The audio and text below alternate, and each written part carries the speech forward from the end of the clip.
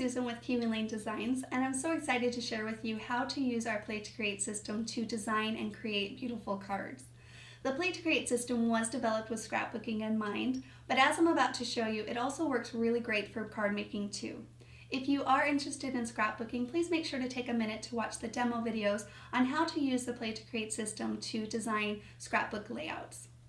Now, the key to the Play to Create system is our designer templates, which were developed to help us to design and create our complete card without the fear of making a mistake.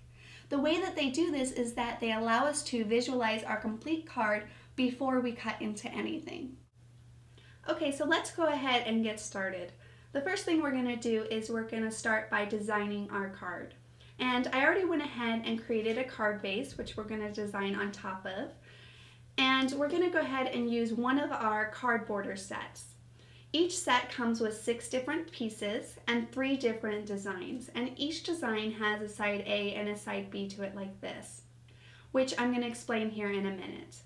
Now, the first thing we want to do is go ahead and grab one of those pairs, the side A and the side B, and simply place it on top of our card base.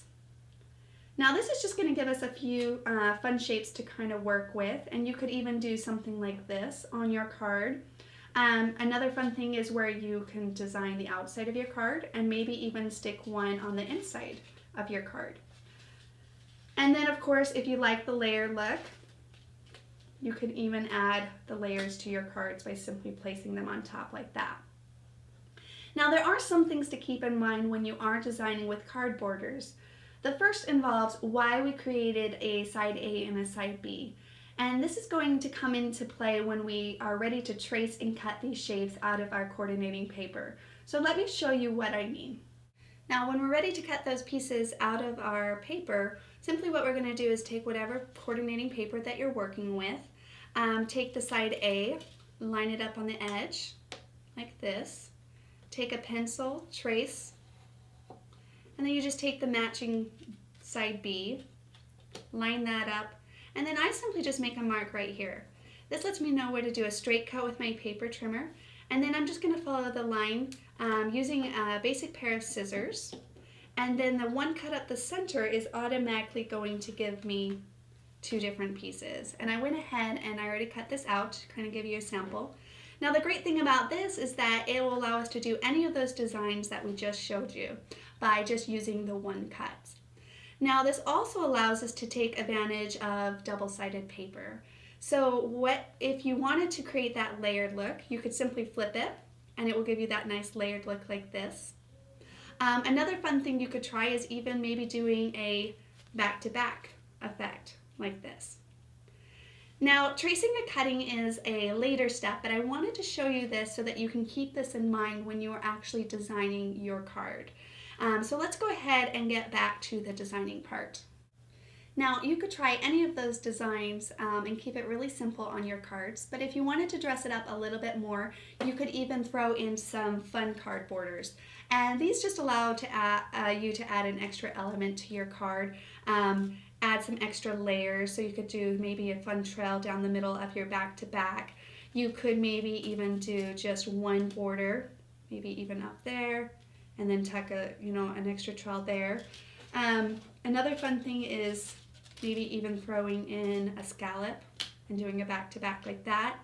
Or say we want to even mix it up a lot, we could even do something more like that.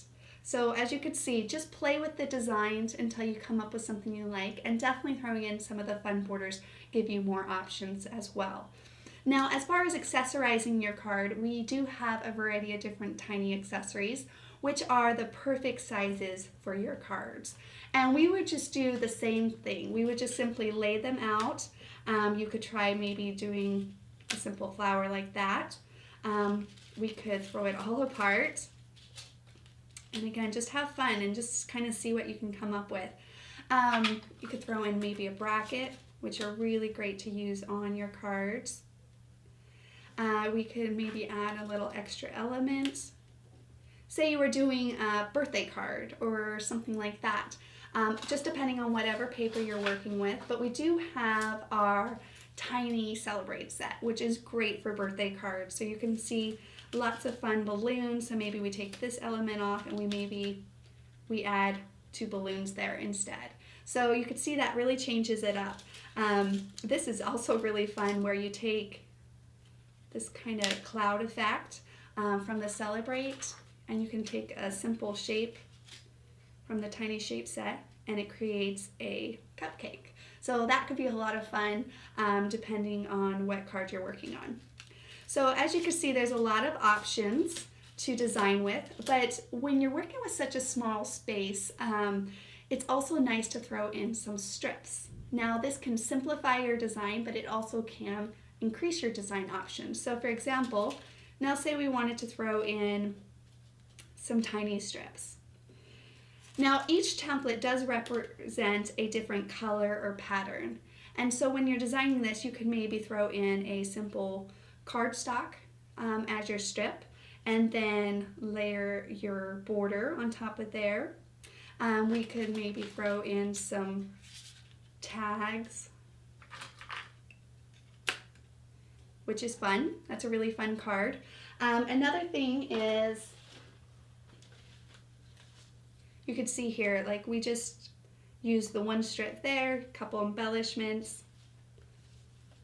This is using a strip on top, but also just a 1/2 inch on the bottom, just to kind of pull that pattern down.